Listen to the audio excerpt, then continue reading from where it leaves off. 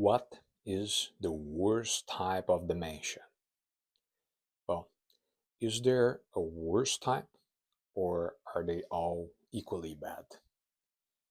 You could say, and I will agree with you, that the worst kind is the one that affects someone that we love. My great grandmother died due to Alzheimer's, and so did my wife's grandma. Seeing someone that we love not being able to recognize us, not being able to dress or even to eat by themselves. Seeing that person that we always looked up in that situation is simply heartbreaking. But the criteria that I'm using here to describe the worst type of dementia is actually the one that is more fatal, the one that kills everyone who has it, and that kills fast. A friend of mine who's a senior, he is 70 years old. When I was telling him about this case, he said to me, dying fast of dementia instead of spending years in decline, is that the worst type or the least bad?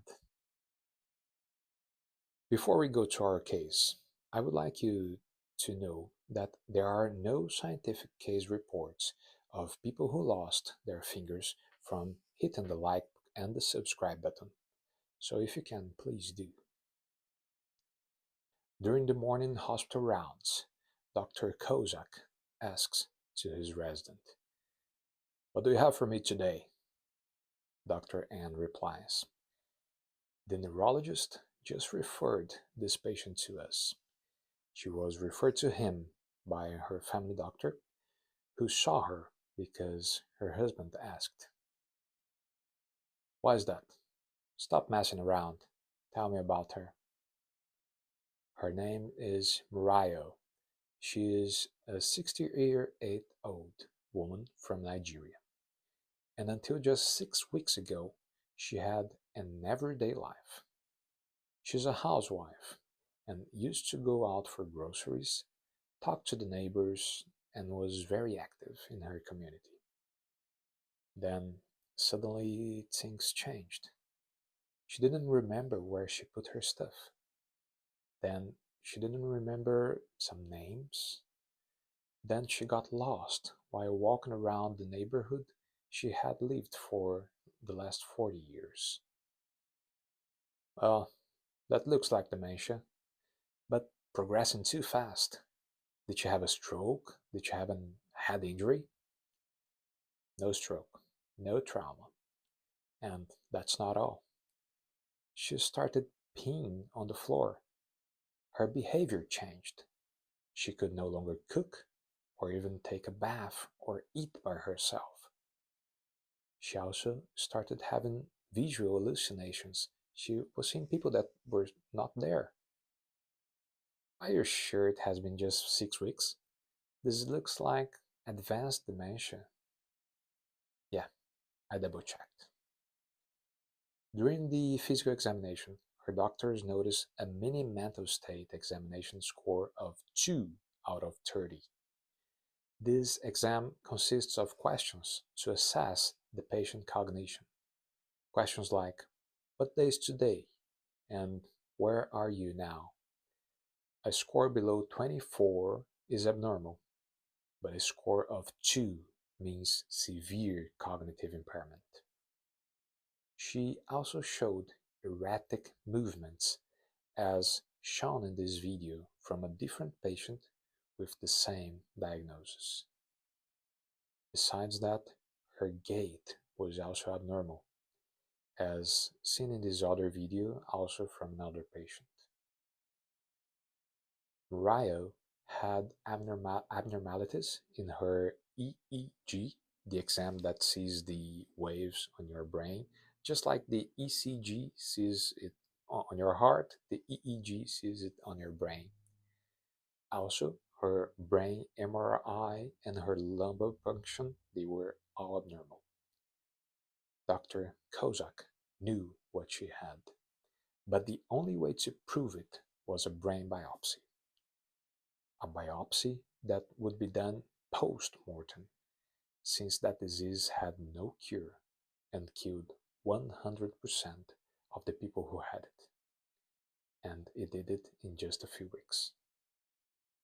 5 weeks later, after rapid deterioration, Rio had aspiration pneumonia, which occurs when someone throws up and then that vomit goes to the lungs, causing the pneumonia. She was in coma and was intubated.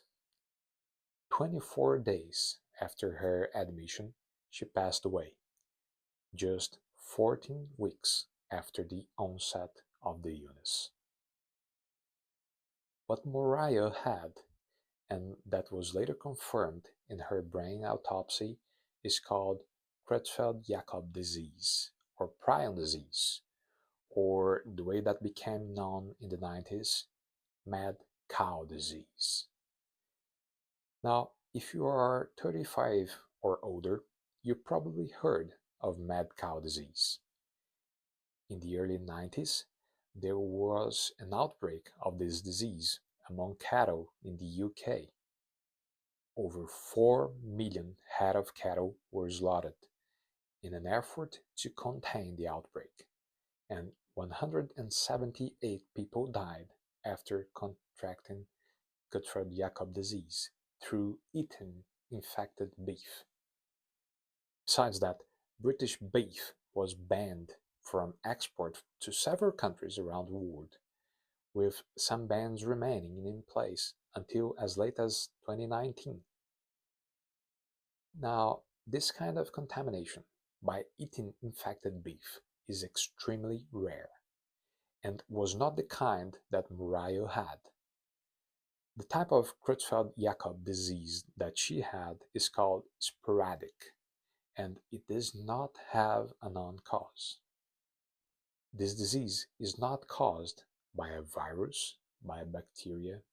It is actually caused by an abnormal protein called prion, which accumulates in the brain cells, causing their death and consequently the symptoms. It has no treatment, no cure, and its mortality rate is of 100%, which means that everyone who has this disease dies, and usually within weeks. Morai's story ended the way every Creutzfeldt-Jakob disease story ends: fast, brutal, and unstoppable. And here's the part that keeps doctors awake at night. We do not know why it happens.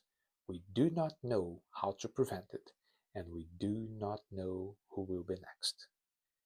A virus sometimes can be cured. For bacteria, we have antibiotics. A tumor may be removed, but there is no defense against it. At least not yet. So, what do you think? Is that the worst type of dementia? Leave on your comments below, and see you at your next point.